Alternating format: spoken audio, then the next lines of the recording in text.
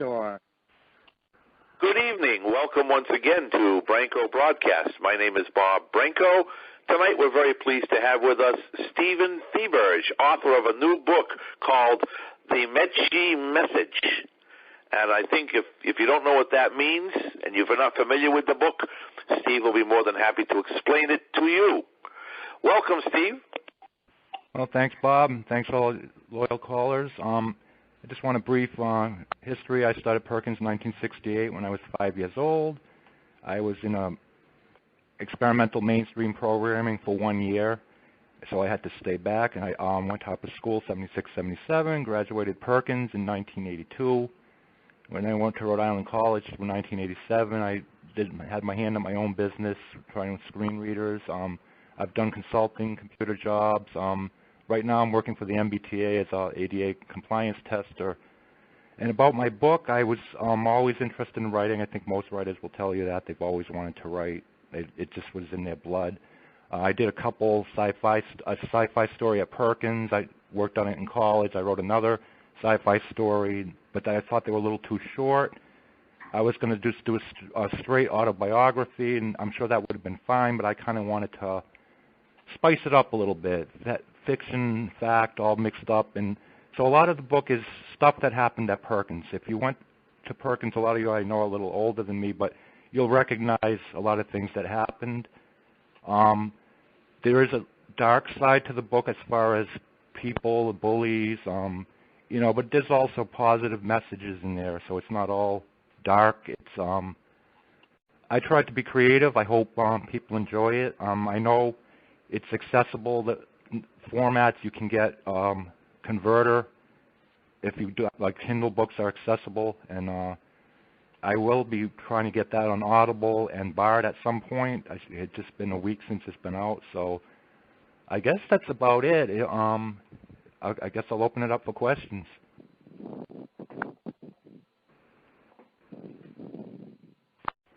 Oh, Steve, this is Gloria. Could you tell us a little bit, just an overview of your book? It sounds so good. Yeah, there's a main character named Andre. He's legally blind. It's his story going to Perkins, although I don't specifically say Perkins. There's a character. It does like three stories in one. There's a character that believes he's talking to aliens, and there's a message, and they think he's crazy at first. Put it in not so nicely. So these three stories kind of intermingle. Like they get the story of Andre, and it's like, who's this guy? And it kind of unfolds. A lot of it is the Perkins stuff, and it's kind of like you could say three stories in one. So there's a little bit of stuff for everyone in there. It's not overly sci-fi. I mean, it's definitely sci-fi in there, but it's not. It's kind of like three stories in one, you could say, because they have the John character that's talking to the psychiatrist about having talked to the aliens, and then there's the Andre character at Perkins and all the. Well, I shouldn't be saying that, but you guys, it's fine. But it is Perkins, but I don't mention. Like Bob was asking me about like who was Miss. I use first names and initials, so because I didn't want to get too specific, and a couple names changed, but it's kind of like the aliens have a message for mankind, and I don't know if you've got the email. You said all genres. You seem to be fact, fiction, science fiction, everything. Yeah, well, it's fictional. I mean, like I said, there's some fact in there. It's definitely a work of fiction, obviously, but it's kind of like three stories in one. I could put it that way. I don't know if you got the email that Bob sent. I like the description how it was. Leonard did the description. The synopsis. It was a good. Yeah, it's basically three plots in one, and they kind of how they connect up at the end. And this is Alan, Steve. Is this what year does this take place, or is it futuristic? It's 20. The emails I have in the book are 20XX because I didn't want to put a date on it, but it's like when you read it, it would be like it was happening today, in the because that's when I finished it, 2008, and then I got it published as now. But no, it's not futuristic. It's more nostalgic than futuristic because, like I was saying, there is a big Perkins element in there, even though it's not, that Perkins isn't mentioned specifically. But obviously, if you went to Perkins, you would know that it was. That's really one of the biggest elements of the story is Andre's, story of being at the school. And would I recognize any of the people or the plots just because I went to Perkins? When did you leave Perkins? 68. Okay, I just started in 68. You probably recognize, because like I said, some of I use first names and initials sometimes, so I think you would recognize some of the teachers. Definitely, probably some of the students.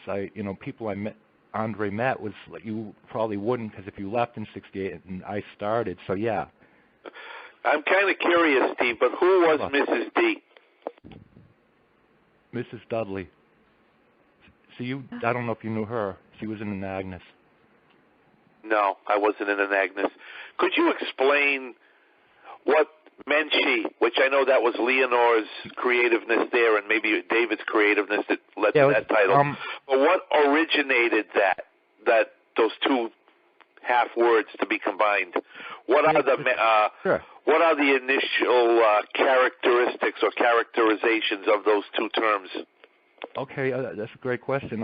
It is kind of a title that's going to throw you. It's two alien races, the Metans and Shennons, that have been observing Earth since Egyptian times, and they have a debate of how they're going to deal with humanity, especially when it comes to the nuclear time. When we did the nuclear, it's like, well, were we going to interfere here? Were we going to do something about this? And they formed an alliance, and they had a few issues with, their own alliance. But so the message is what comes out at the end of the book, that, what's the whole point of what is the message? So that comes out at the end of the book. But that's an alliance of two races that pretty much in the same solar system. They're like, we compare to Earth and Mars.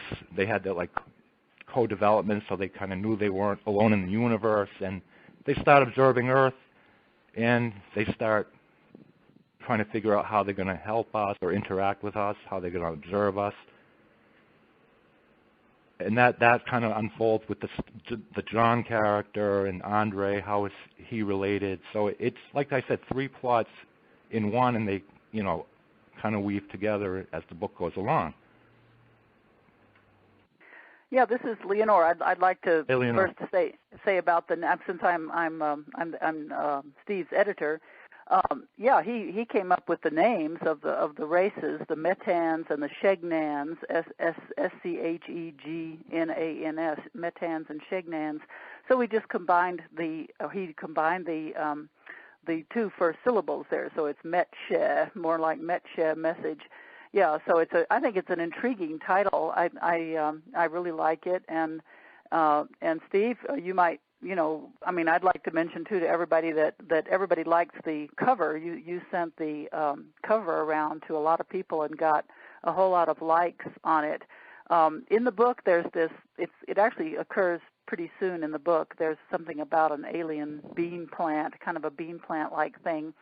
And so my husband, who does the covers for the books, he found that particular bean plant, a picture of that, a real earthly bean plant, and then combined that on the cover with a beautiful photo of a galaxy behind it. So it's a very striking cover. It has a black background, and then there's the beautiful galaxy, and then the green bean plant, and the galaxy has purple in it. So we put Steve's name, and the title in purple, and it's really a striking cover. It's just beautiful. So I'm glad that came out so well.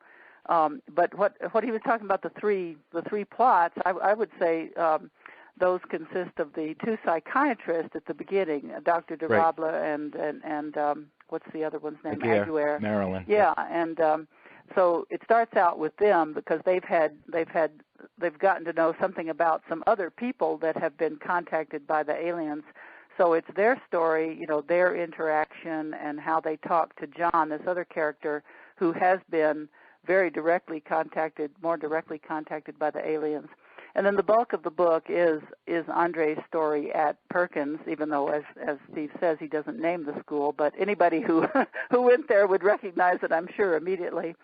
And then the last part is the more science fictional part where Andre and the two psychiatrists get more direct contact with the aliens. So that was really my favorite part of it, Steve. I thought that was very imaginative. And you mean the wrap up at the end? Pardon? You mean the ending? The science fiction part at the end I thought was great. And I wanted to ask, since my husband and I are both writers too, and I know writers get asked this a lot, but how did you come up with some of these ideas, like the bean plant and the killer blue light ray and stuff like that? I just thought all that was really neat, and I just wondered if you had specific inspirations from somebody else, or something else that you've read, or those just came into your mind while you were writing. I would just be interested in knowing that. I guess a lot of it was just over time it evolved, because like I said, the Matin ones was like I was a kid, and then I developed the Shannons in college, but it was very basic kind of. So when I combined it, I kind of expanded those ideas and the stuff about the wars and paralleled war in general and how aliens so it's kind of like mixed up in the sense that like who's the ones that are alienated and who's the ones that are human, most caring and empathetic. And so I didn't think of it, I think, consciously as I was writing it, but going back I see like the interplay of different characters and how they that some are empathetic, and it doesn't matter if they're at the school or the psychiatrist's viewpoints and how they start viewing the whole picture. So like I said, there's a lot of bang for the buck in the as far as different element, different levels you can read it at. Yeah, for sure. And I'm also curious. I mean, you indicate that you combined some things that you had written before, which is also not uncommon, I think, when people sit down to write novels. I really expanded too, though. Yeah. But I'm curious how long it took you to write the novel itself. I mean, once you decided to make that into a novel. It was really 2.5 years in a while, because I didn't sit there 8 hours a day. But when I finally decided to combine it, and make the final product, as you could call it. It took like 2.5 years, but it was off and on. It wasn't, I could go, hours here, and then I might not write for a month or two. So it's hard to really. I didn't really. And then there were some gaps, like 05, 07. So it wasn't really strictly like. It was over years, like there might have been a couple months here, but if I had put it all together, I'd say it was like 2.5, 3 years if I crunched it all together. And it was really done in 08, and I'm really thankful to Bob, and I think you and David did an excellent job as far as the editing, and the price for that work was really, you can't be beat. Well, thank you. We tried and all to your other books. I think you've done a great job for all your other books too. I mean, I couldn't have, like I said, and I'm glad Bob steered me to you, because I was really in a quandary. It's like, how do I get this published? So I'm thankful for that. Yeah, well, that's. I mean, most people don't know how to go about, getting a book self-published, and there are, companies out there that do it, but most of them charge a whole lot more than we do. So I'm very grateful to you, Bob, for spreading the word as well as you have for us. I think we've gotten about 6 or 7 of our clients through you, and we're very grateful to you for that. Well, it's my pleasure, Leonore. You do good work, and that's half the battle. Yeah, well, thank you. And Steve, that timeline sounds about right to me. And everybody else, the book, I'm not sure the word count on the book, but it prints out to just about 300 pages. Yeah. So it's not terribly long. No. neither is 88.5 or something for the word count. 88,500. Yeah, something like that. Yeah. So it's a good length, I think. It's Nancy Scott. While you're talking about editing the book, I don't know whether Lenore wants to answer this, but how long did that part of the process take? I mean, once you got the book done, then you gave it to them. Was there a lot of back and forth? Was it complicated in any, how was that? Well, I should probably answer that to explain how my husband and I work. When we've been editing now for about 7 years, and my husband especially is a very prolific writer. He's had 27 books of his own published, and he writes mainly science fiction and horror, and I've had 4 books of mine published. But anyway, we did start about 7 years ago, and we've done books of all different lengths. So, of course, depending on the length of the book and how well it's written and all that, the time it takes can vary tremendously. But I'm not really sure. I would have to go back and look at the dates for when I started on your book, Steve. But what David and I, my husband and I, are doing now is that because he is such a good writer himself, he does what's called the preliminary editing. He takes the file the way it's sent to us as a Word file from the author, and then David goes over it for grammar, spelling, punctuation, spacing, all that kind of thing, more mechanical kind of things. And he also does the preliminary formatting, so he makes it look the way it's going to be, published in print. Then he sends it to me, and I go over it for more textual changes. If I feel like maybe something part needs to come out, or something needs a little more explanation, or just changing words here and there, and sentence structure and that sort of thing. Now, I am sure that on Steve's book, David did a lot of preliminary editing, too, of the text. So this was definitely a work among the three of us. And we do always make sure that the author approves of what we've done. There is a lot of back and forth. Typically, we send the author the manuscript to read over, probably a couple of times usually. And then the other thing that we do is we order a proof print copy of the book, because don't ask me why this is true, but everybody who can see says that it is true, that you can always find typos better when you're looking at a printed page than you can on screen. It's absolutely true. I can confess to that, too. Yeah. It really is true. So when I get the printed book, I'm the one that goes over it, and I circle, things, typos and stuff. And then David and I sit down together, and we very carefully enter the changes. And then I go over the book one more time on the screen. So altogether, there are probably about 7 or 8 total passes through the book. So if it's a long book, that can take quite a while. But typically it takes us, I don't know, anywhere from 1 month to 3 months maybe to do a book, depending on how long. Yeah, that's good. And that's why while we're also typically working on 2 books at a time, I find that it kind of keeps my brain fresher if I alternate work on a couple of books that are very different. But we've done books as short as like 40 pages, which were children's books, most of them, up to over 400 pages. So, and fiction, nonfiction, children's books. I mean, we've just done a lot of different types of books. And you edit for different places or different formats, so you can get it online and in print. Oh, right. That's important too. I'm glad you asked that. That's important for everybody to know, that we get the books actually published by 2 different companies for the e-book. Amazon is one, and Smashwords, it's called, is the other. And Smashwords puts out the book in many different formats, some of which I'm told are quite accessible, for the blind. So that's really great. And then the print people the company is called Create Space, and it's a branch of Amazon. So Amazon is the main outlet for the book. It's in ebook and print on Amazon. And then Smashwords is the other main ebook publisher. And then it's also for sale on, places like Barnes & Noble and Kobo and the Apple iTunes store. But I should mention that the author gets the most royalties if people buy from either Amazon or Smashwords.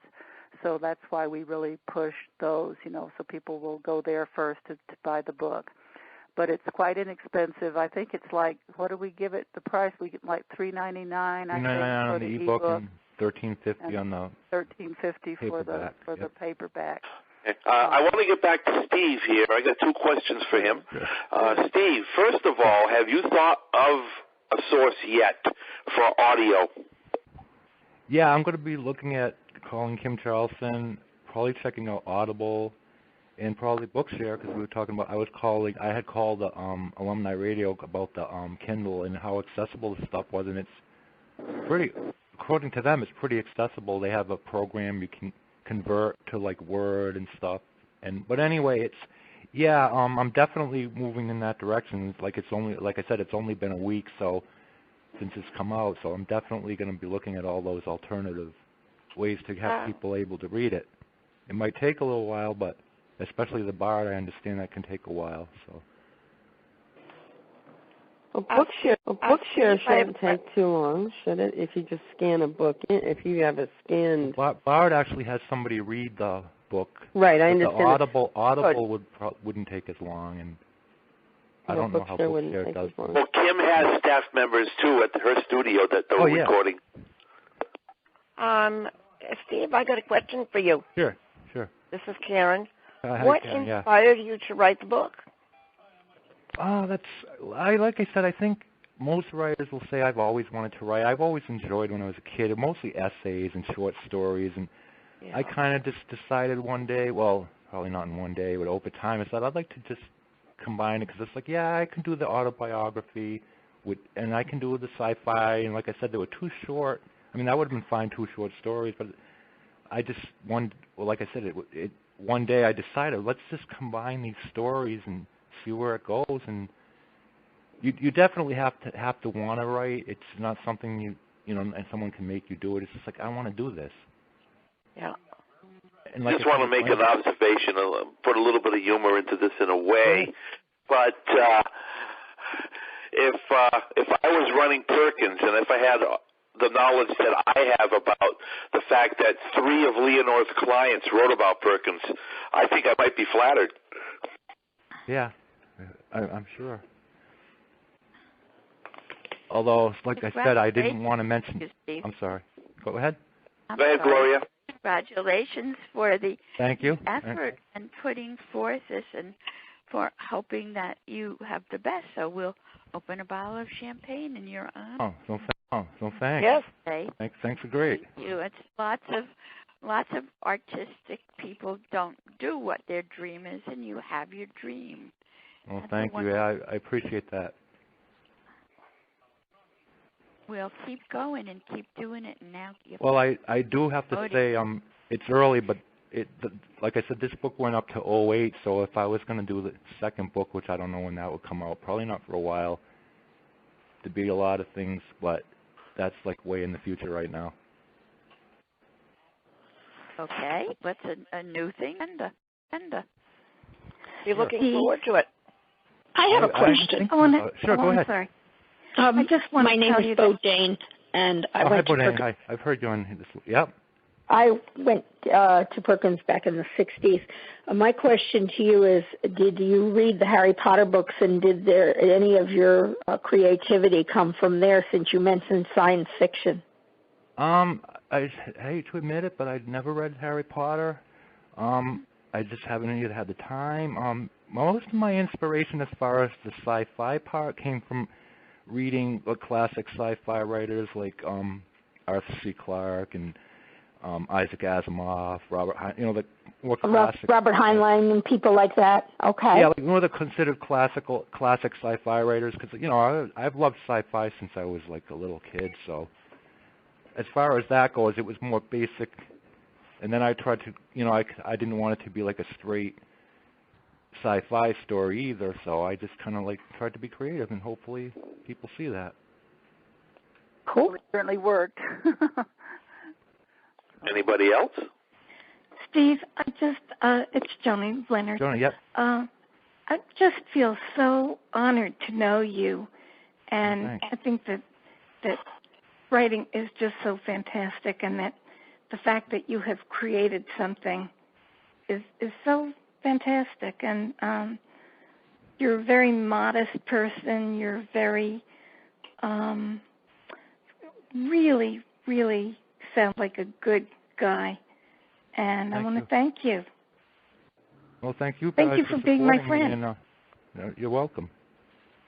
It's nothing like once you find, like when Leonor called me last week, it was like you're on Amazon and you publish. It was like I was saying that to my Facebook friends. I haven't felt that good since I was a kid at Christmas time. It was like, wow, I've actually done it. But now the hard part is, yep. I think there's but no yeah, feeling you have to quite write. like it, I'm sorry. Steve. Yeah, it's Thanks. such a wonderful feeling, and yeah, I want to congratulate you too. But Thanks we again. know so many people who I'd say, I'd like to write a book someday, or they start something and they never finish it, and or they just get hung up on the publication part. And so, really, to have the idea to sit down and do the writing, to get it edited, to get it published, it really is an accomplishment. I mean, probably for every person who does get a book out there, there are 1,000, who have thought about it and don't do that. Yeah. So I want to congratulate you, too. Well, thank you. And a whole bunch of them are cited, by the way. Yeah. There's a whole bunch of cited people in that camp. Right. That, that say, well, I just don't have whatever it is that they don't have. And you kind of look at them and say, really? Okay. Well, you can either dream or you can act. It's like, my father published books a long time ago, and when he was publishing his books, it was much harder because it was before the internet, and it was very expensive, and he didn't really have editing done, and, it's kind of hard to edit your own book objectively, and, I don't know what it is. I think it's just a block. It's like, not that but there were a lot of good changes. It's good to have feedback because I don't think it's possible to edit your own book. I guess some people have, but it's just so much work, especially with the vision. It's like with Jaws, it would have taken me forever to do, especially the typos. I was like, that would have taken me forever. Yeah, right. Because you'd have to go letter by letter. Yep. Yep. As a matter of fact, David and I edit each other's things. Even if you've got two writers living together, we have to look each other's things over and critique it and check the typos. And it really is impossible to edit your own stuff really well. Yeah. So someone has a question. Any questions? Yeah. Any more? Well, Steve, this is Bob Collins. Okay, I think somebody was ahead of Bob Collins. I don't know if that was Ed. Was it Ed? Yeah, it was somebody before Bob Collins. It was me, Bob. Don. All right, Don. We're going to go Don and then Bob Collins. Go ahead, Don. Oh, okay. Yeah, Steve. Don. I got a little confused here, but anyway, I'll get through it. You said that this consisted of 3 plots, right? Yeah. Three stories. And you didn't mention Perkins by name, but absolutely not. I didn't want a lawsuit. Okay. Stuff I mentioned is not favorable. I'm not saying it's all bad, but I didn't want to say Perkins School for the Blind. Okay. I understand. Now, were all 3 plots about Perkins, or? Not really, because you have the sci-fi plot, and you have another characters, and they kind of interact, and at the end they kind of combine into how the story ends up. So they look like 3 different plots at the beginning, but as the story goes on, you see how they interact, how the people knew each other, and it's hard to explain it, but it's like not really a detective story, but you start to realize, this one person is related to this person, and this was mentioned earlier. So it's really not as confusing as it sounds. They have to read the book. Pretty much. It take a while to explain it, but yeah. Do the aliens come down and visit Perkins, or does that happen? Read the book and you'll find out. Yeah, read the book. That's the plot. Yeah. Oh, wait, the plot. there are some things I don't. I do leave a lot to the reader's imagination. I do explain a lot too, but there are some things I don't like put in black and white. So maybe you can figure it out. All right. Okay, Bob Collins. Bob, yeah. Sorry. Yeah, Steve. First of all, congratulations. Thank you. And I like the idea. You definitely have a respect for sci-fi because. Oh, I definitely.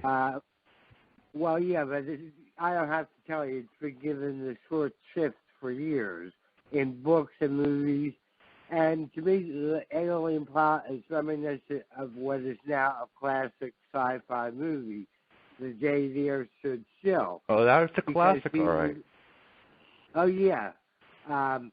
But like I say, because he was sent to warn Earth that they would no longer, other members of the galaxy would no longer allow Earth to reach a point of self-annihilation. Right. Change their ways, they would be destroyed. So I love the fact you respect sci-fi because I grew up on it too. And I'm glad to hear that.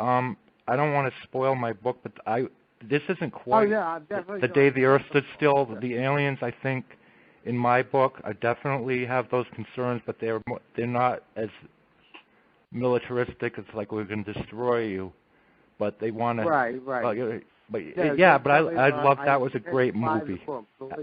Yeah, it was great. I love that movie. Yeah. Well, it just sounds very intriguing. Oh, thanks. Yeah, it really does, Steve. It sounds great. Well, this is Leonore again. I'd like to say that these aliens aren't militaristic at all. They're very kind and very caring. And Steve, I'd like to tell everybody that I was really, really impressed with I'm not going to give away the final message and everything, but your own humanity and your own kindness and your own sensitivity to other people's pain and things like that just really came through. And I just think you sound like a great person, and I hope I meet you someday. Yeah, I would like to get to Colorado or have you up here maybe when we go on our book tour, huh? Well, this is so funny because most of our clients actually live on the East Coast, and we've joked about making a client tour along the East Coast, going down the coast and meeting everybody. Yeah. That would be so fun for us. Maybe someday we can do that. And you've got 3 in Massachusetts. Actually 4. Right. Yeah. You have 4 in Massachusetts. 5. You have 5 in Massachusetts, although one of them moved to Florida. Wow. Yeah, right. So it would be fun. It would. Yeah. So, hope we can do that someday. Yeah, me too. That would be great. Anyone else? We still got time. Oh, plenty of time. It just sounds so from some other folks. It just sounds so creative of you that, you don't ever want to put little children down because, little children dream of, like you dreamt of sci-fi. And you thought about it when you were little. And everybody poo-poos little kids, but they can grow up to be authors and have interest in science and the space and the stars and everything. So you're a good example even on that level. Thanks. Yeah, I tried to show that. Yeah. I agree, though. I think people should have a chance just to be who they're going to be without being made fun of, bullied. Unfortunately, that's still a sad state of the world we're in. But you got to have hope too, because I think most people are good at heart for the most part. It's just the one bad one makes 100 good people. It's like wow, because the bad is really bad. So it's kind of overshadowed. You kind of have to keep your mind on the positive, and it's not always easy, but just hang out with good positive energy, and you'll be fine. Good people, So does this book lead itself to a sequel or 2 or 3? Yeah, like I said, I was thinking of that. I'm not right now, because if you do the autobiographical part, it's definitely open to a sequel. It wasn't really my thought when I finished it, but it definitely could happen. But it wasn't designed with that in mind. I mean, since you have somebody's story and it's not the end of the story, but that's just because where I stopped writing the book at that point in '08. So, but I kind of like when I originally wrote it, I wasn't thinking of sequels. I just kind of like wrapped it up. But yeah, it could happen. Yeah, I feel that it pretty well, wraps itself up. But that is my other question for you: is do you have any other, completely separate plots in mind for future books? Other, whether really not, not really at this time, because I'm still too kind of biased, like too close to and it's like, yeah, I could do a sequel, but I don't really see it would work. Because like I said with the aliens, and it kind of wrapped up. And the only part that isn't wrapped up is Andre's story, because that's based on a person that's still living. So it's like, okay. Mm-hmm. But no, I don't really have right now any specific ideas about any particular books right now. So that if you were to write a sequel, you wouldn't be using basically the same characters? Well, if it was a true sequel, actually, I would probably use Andre, because I had thought of that. It's like, yeah, that story isn't done yet, But as far as the sci-fi, it's like I don't know if I kind of wrapped. I could probably figure it out, but like I said, I haven't really thought of it specifically. I definitely could probably do a sequel. I think if someone reads the book, they should let me know if they think there should be a sequel. That's how I would work it, because it's easy for me to say, oh, I'll write the second one, but maybe after a couple of people have read it, it's like, do you want a sequel? Or what do or you they think? could give you ideas, for yeah, a exactly. sequel. I mean, yep. Feedback from readers is just great, and yeah, that would be by great. all means, yeah. everybody chime in and let him know what you think. So might help him come up with something else for the future there. But I've always enjoyed authors that can create good characters that want you to go to the next book and to the next book and to a next book and develop different stories around those characters and their lives. Yep. Yeah, so if you could do something like that, and you've got to think about marketing your book as you write it, as to what else can come as a new book is developed. Absolutely. Yeah, absolutely.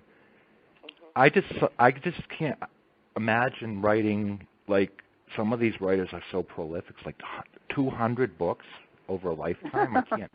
It's like Isaac Asimov has written history books, religious. Of course, he's known for sci-fi, but I don't even remember how many books he's written. It's like, that's a prolific writer.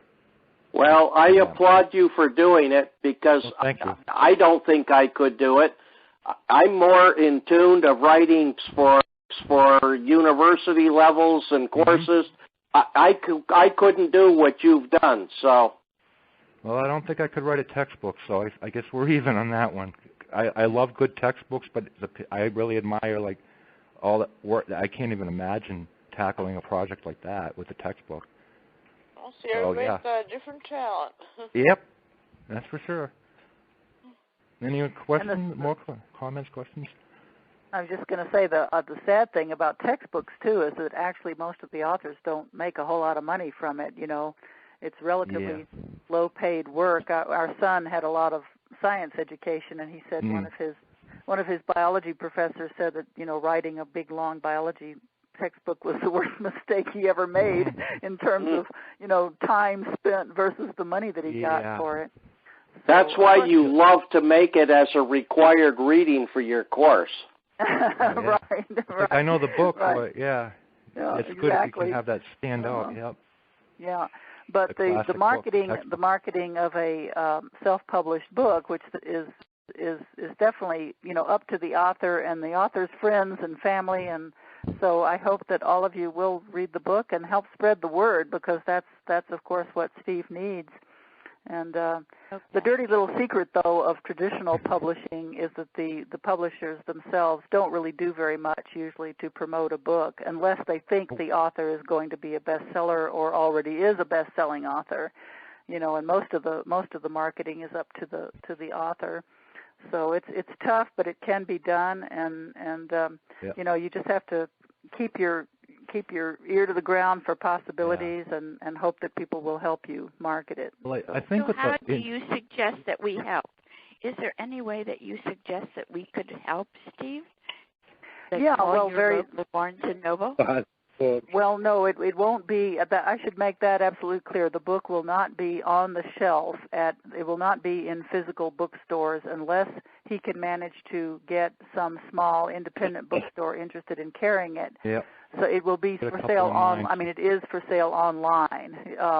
But if you buy it from Smashwords or Amazon, you can certainly then go on there and add a little review of the book. You know, they have places for reviews of the book, and it can be anything from a sentence up to, you know, however long you want to make it.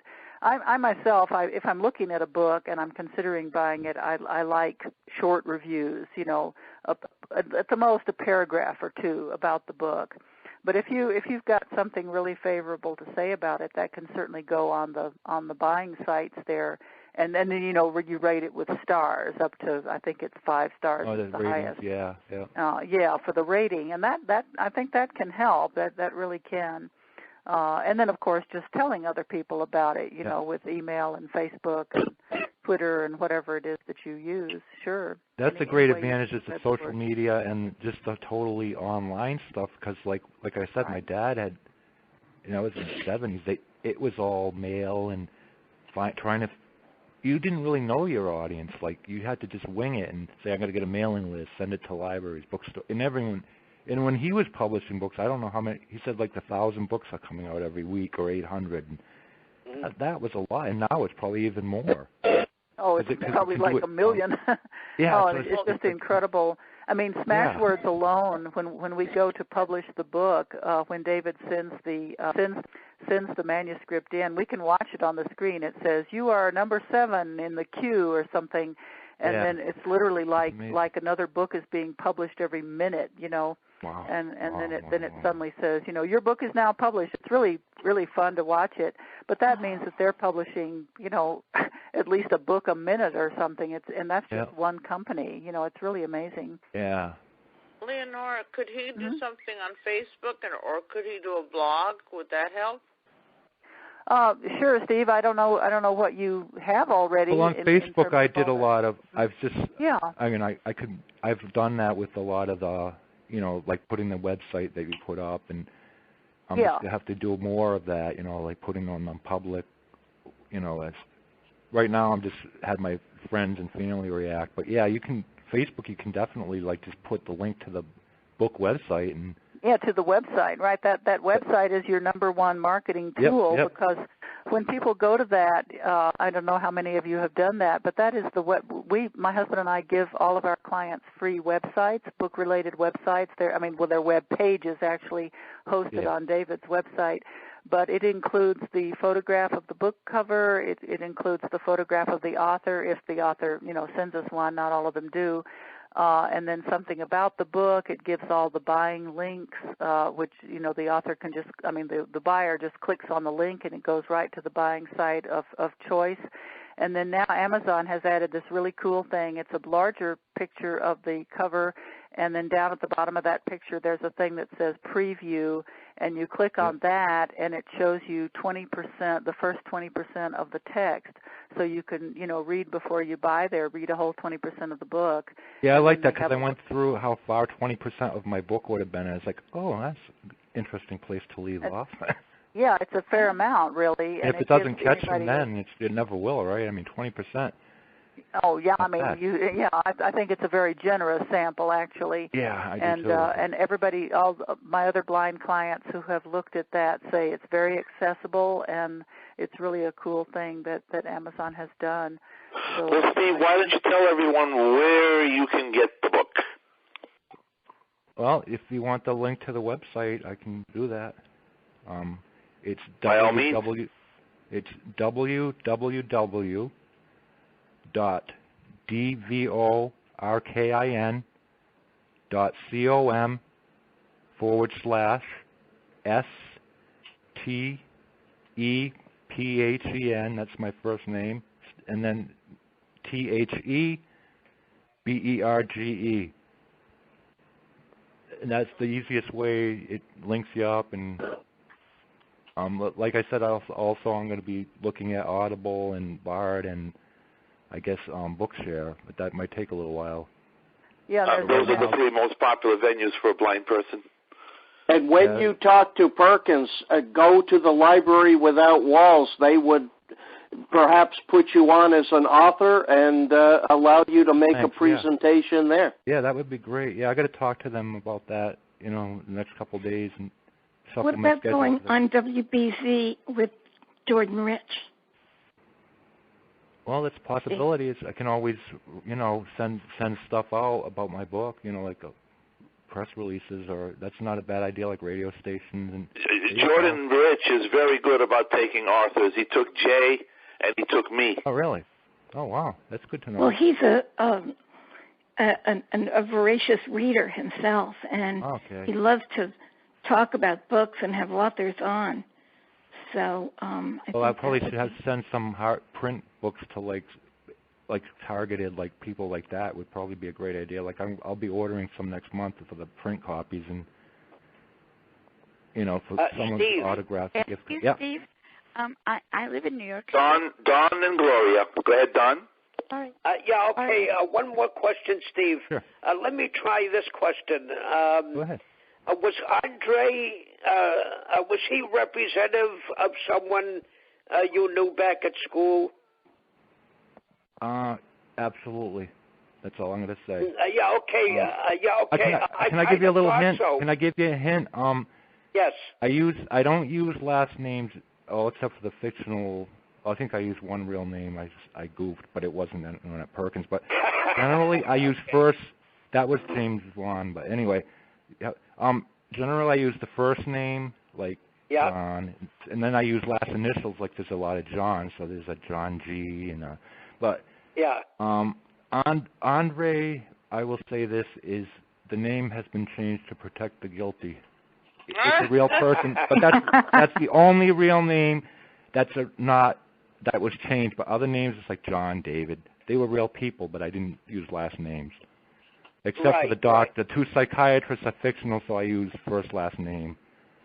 Dr. Durably, But so basically, the hint of Andre is not a real. It's not. The name was changed, and right. But it was representative of someone you knew back at school. Yeah, someone I know very well. You gotta get the book and read it. Yeah. Well, it is.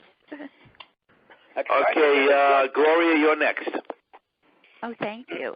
In New York City, there's a library called the Andrew Haskell Library, and they are in West 20th. Now, what if you sent a copy to them? I mean, it's for the blind and legally impaired, whatever they call it. Okay. And they promote a lot of books, and I would love for you to send them one. And we'll talk, and I'll give you the name and the number of the people there. They're just could you send that to Bob? I could probably get a print copy of the book over there, because if they're doing that, there's probably a lot of places I can. They have in each region. Everybody has a library, but this one being New York City, being such a vast community, it's an amazing place. So I will talk about that on maybe Saturday, okay? Or however I do it. Yeah, I appreciate the suggestions, because there's a lot of resources out there, and it's hard to sometimes pinpoint, but that's great. Thanks for the info. Yeah. Steve, it's Joni. Hey, Joni. Yeah. I'm sorry. Gloria was still talking. Oh, yeah. No. It's hard to hear. We'll do it. Joni, go ahead. Steve, Bookshare, if you go to their website, which is bookshare.com, right? I'm sorry, Joe started talking. If you go to bookshare.org, there's a place for authors, and you can even call them. They have a phone number. Yeah. And they'll definitely be doing that very soon. Because they should get your book done pretty quickly. Okay. That's great. Thanks, Joni. Yep. I know there's some books here. You'll probably read it, definitely, right? Yeah, David can do that. Absolutely. Okay, David is in the process of getting the books on Bookshare. I think it's Bookshare, unless I'm mistaken about the name. But David has been taking care of that, for our okay, authors. That's great. Oh, that's Thanks. great, because as soon as I see it, I will download it immediately. All right. If not sooner. There you go. I'm Thanks. a bookshare addict. Yeah, you're an avid reader. I know you like to read all kinds of. That's great. I admire that. Thank you. I've read a lot, but you people are like awesome. It's like, wow. I wish I had more time to read what I wanted. If life wasn't so short, I could just read forever, But it depends what you have, what's going on in your life, and sometimes I read a lot. Sometimes I'm busy with other things, and not just writing. And we have time for about two more. See, Gloria, I have a question. Sure. So Lauren and then Karen. Lauren. Get the information from Gloria and send it on to Bob, and Bob can send it on to you, okay? Great. Yeah, that'd be great. Thanks. Yeah. Okay. All right, Karen? Yes, I have a question, Steve. Sure, Were you Karen. ever influenced by an author, the author who wrote A Wrinkle in Time, Madeleine L'Engle, or did you ever read a book? I can't say I remember reading it. I probably did a long time ago, but I was influenced by the sci-fi in general. I don't think I would say one author.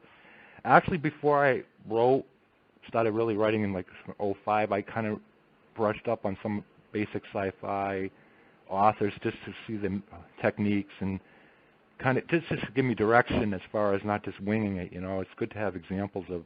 And I also like classical literature because as far as expressing ideas and it's hard to explain it, but I like to read what's out there rather than because it's not easy just to come up with stuff yourself.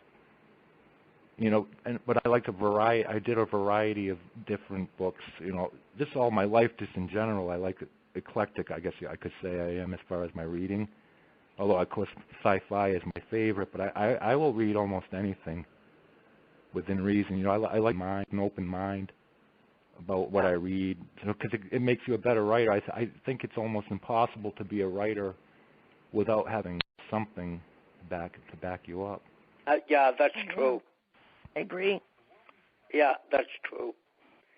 Steve, I can't remember from what you said early in our acquaintance whether you had read any of David's books, any of David's sci-fi books? I read the Star Trek Time Trap. I thought that was that was his second Star Trek book. Yeah, it was.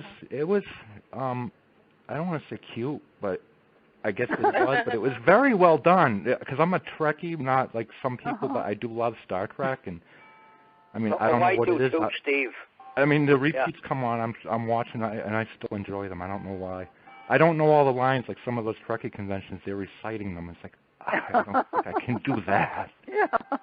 But it's Our amazing. son grew up on the original Star Trek. He absolutely loved it, and thank you for saying that. David wrote his third Star Trek book with our son, but our son was the one who came up with the title Time Trap. And David enjoyed writing. Clever, I thought it was a really interesting twist in that. It was very traditional Star Trek, but it was very well. Because I should have known, like being a Trekkie, so I claim. And when it ended up, it's like, that was a great ending, really. Well, thank you. That's why I was really honored to have him go over the book because I knew he has some of the sci-fi background. And when he came up with the cover, I was like, oh, this is great. And other people, because of course, with my vision. I never got so many likes on Facebook, because I don't post a lot on Facebook, but just... excuse me, 4-star, please, for the people with the clocks, 4-star. But... I'm sorry. I like that clock. Well, I'm glad you like it so much. Clock. And I wanted to say, too, that those classic sci-fi authors that you named are also some of David's favorites, I kind of sensed that, and like I said, from what I read of his, like the start, like it was... So that was good to have that someone in the same kind of ken as I was as far as the editing and and I know you're very open-minded because you've edited all kinds of books, so you don't go in with the assumption of you just read it and do a very good job of keeping it it was interesting reading how it evolved when you edited it, and it was really awesome, I thought, to have you kept my style in there, and it just evolved. It became better and better, and it was like, this is kind of cool. How when we discussed some things, we usually agreed, but some things we worked out, and it was great. Well, thank you very much. We try extremely hard to do that. We see that as our duty as editors, to absolutely keep the author's story and voice and 90% at least of their words, and just make it better as best we can. Thank you. So I appreciate that comment. It seems that both of you are lucky to have found each other. So I say thank you to both of you for being so supportive of each other. Well, thank you, and it's really due to Bob getting us together. I mean, Bob has just been the most wonderful resource, for finding. In fact, the vast majority, David and I have now put out 27 or 28 books by other authors in 7 years here, and the vast majority of our clients are blind. And we've gotten a lot of them, through Bob, and the books that I have on my plate right now to do, this year and probably into next year too. Every one of the authors is blind, so that's really our niche here, and we really enjoy it. Steve, one more time for the website before we wrap up.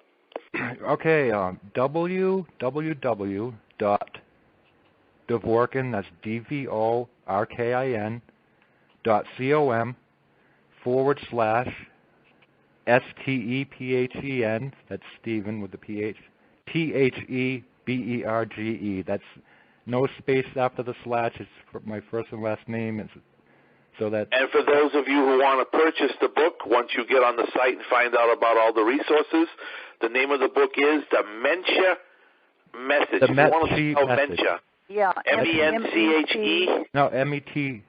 METCHE. Dementia. Yeah, it's M capital MET and then capital SCH. Let's see, SCHE. Yeah, SCHE. Yep. Yeah, Medsha, right. Yeah. But don't worry about the title. Because it's a combination of the two names. Yeah. Yeah, and then if you have his name and then the title, you'll have no trouble finding it on Amazon. But the best way, really the easiest way, is to go to that website. And normally, so we should say, nice to have met you. Yeah, there you go. I like that. Hey, you're a good marketer for me. Hi there. Very good. If you hit that with Jordan Rich, you'll get a big charge out of it. Nice to have met you. That's very creative. That's good. Advertising. There you go. Nice to have met you. Yeah. I like that. Yeah, that's great. Well, Steve, we appreciate you being on Branco Broadcast tonight. Good luck. Well, thank you, too. And I certainly will buy a copy, and I hope everybody who's listening to you right now will buy a copy. And by the way, Steve, back in 1976, when I first met you, it was an inspiration. Well, thank you. I'll never forget you either. It's like working on those computers there. You kind of inspired me to go into computers. Well, thank you for that. I remember the day you came into the computer room and watched me make a program of a game, a random, select from a random pick. You get points. Yeah, it was so cool. Yeah. Yep. Thanks again, Steve, and good luck in the future, and hopefully you'll get a sequel out someday. That would be nice. Thank you for everyone for supporting me and being here and following. It's great. Yeah, and congratulations, Steve. Congratulations. Thanks. Congratulations again, Steve. Good job, then. Best of luck to you. Take care.